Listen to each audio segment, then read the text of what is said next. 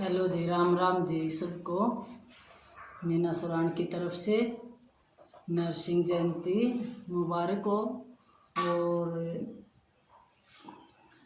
पूर्णमासी की और नरसिंह जयंती की मैं कथा सुनाऊंगी आपको इकट्ठी है। पहले नरसिंह जयंती के बारे में बताऊंगी, कैसे मनाई जाती है, ये क्यों मनाते हैं इसको। बैसाख शुक्ल पक्ष की चतुर्थी को, चतुर्थी के दिन नरसिंह मतलब भगवान नरसिंह के रूप में प्रकट हुए थे। इसीलिए यह तिथि एक पूर्व के रूप में मनाई जाती है। इस व्रत को प्रत्येक नर और नारी कर सकते हैं।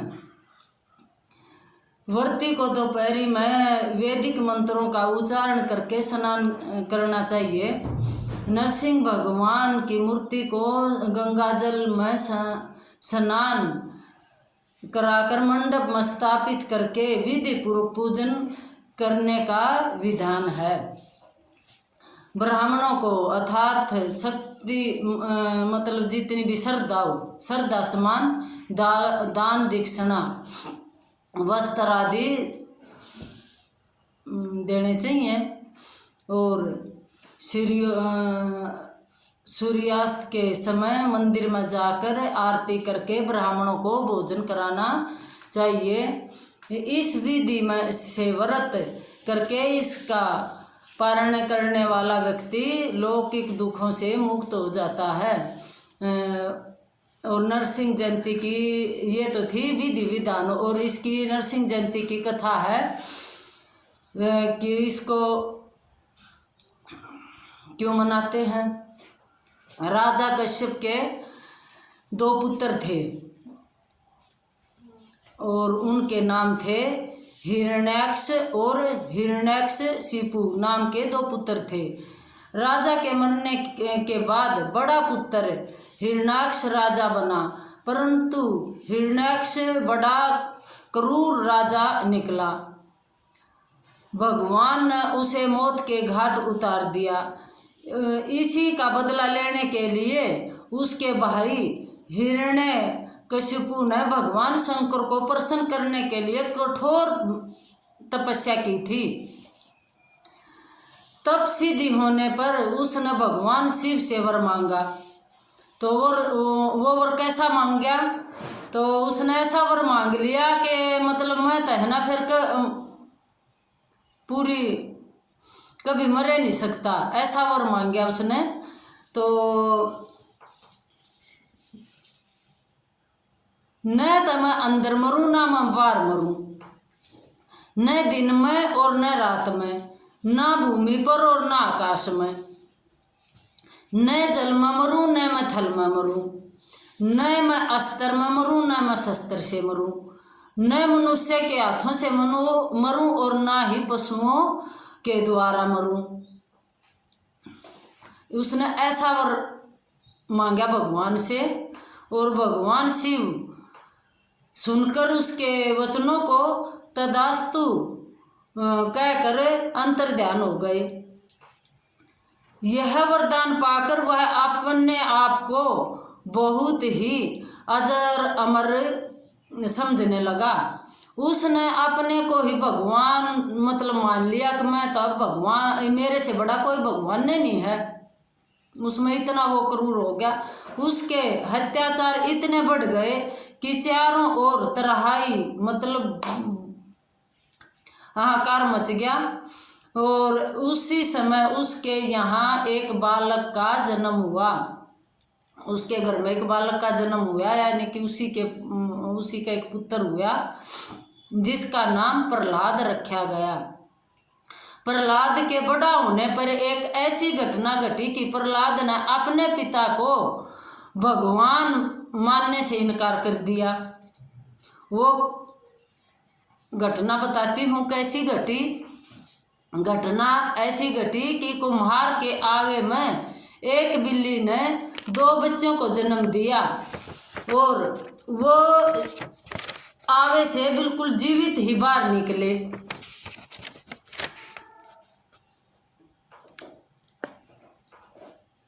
प्रहलाद के मन में भगवान के प्रति निष्ठा बढ़ गई। हिरण्यकशिपु ने अपने बेटे को बहुत ही समझाया कि भगवान तो मैं ही हूँ और कोई दूसरा भगवान नहीं है। लेकिन इस बात को मानने के लिए प्रहलाद भगत तैयार ही नहीं हुआ। हिरण्यकशिपु ने उसे मारने के लिए एक खंभे से बांध दिया और तलवार से वार किया। खंभा फाड़कर भयंकर शब्द करते हुए भगवान नरसिंह प्रकट हुए। भगवान का आधा शरीर पुरुष का था तथा आधा शरीर सिंह का यानी कि शेर का था। उन्होंने हिरण्यकशिपु को उठाकर अपने घुटनों पर रखा और दहलीज पर ले जाकर धुंधली बेला में अपने नाखूनों से उसका पेट फाड़ दिया। यानी कि मतलब दहलीज दरवाजे के आधे बाहर और आधा अंदर, और उस टाइम पर ना तो दिन था ना रात थी, मतलब धुंधलापन हो रहा था, ऐसा टाइम था। उसने ऐसे ही वर मांग रखे थे और नाखूनों से यानी कि शस्त्र से नहीं किया,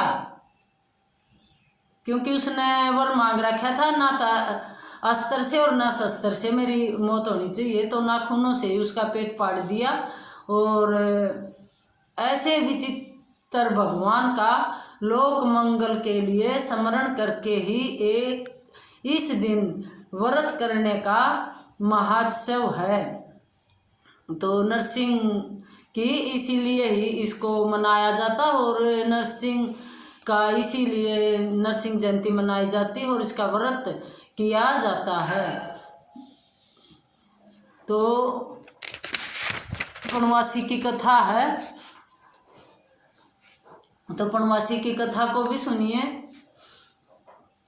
इस दिन मनुष्यों को पवित्र नदियों में स्नान करना चाहिए, अतः मिठाई वस्त्र आदि का दान करना चाहिए। श्री कृष्ण के बचपन के सहपाठी सुदामा जब द्वारिका अपने मिलने गए तो उन्होंने सत्य विनायक व्रत का उनको विधान बताया।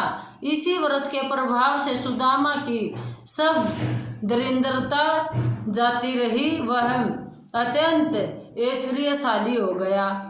इस दिन धर्मराज की पूजा की जाती है। इस दिन जल से भरा नया घड़ा दान करना चाहिए। ये थी हमारी बैसाखी पूर्णिमा की विधि विधान, और क्यों करते हैं, किस लिए करते हैं और इससे मतलब करने का फल कैसे मिलता है। तो राम राम जी, और मेरी कथा को सुनकर लाइक सब्सक्राइब और कमेंट में बताना कैसी कथा लगी। बोलिए श्री कृष्ण भगवान की जय हो, सत्यनारायण महाराज की जय हो।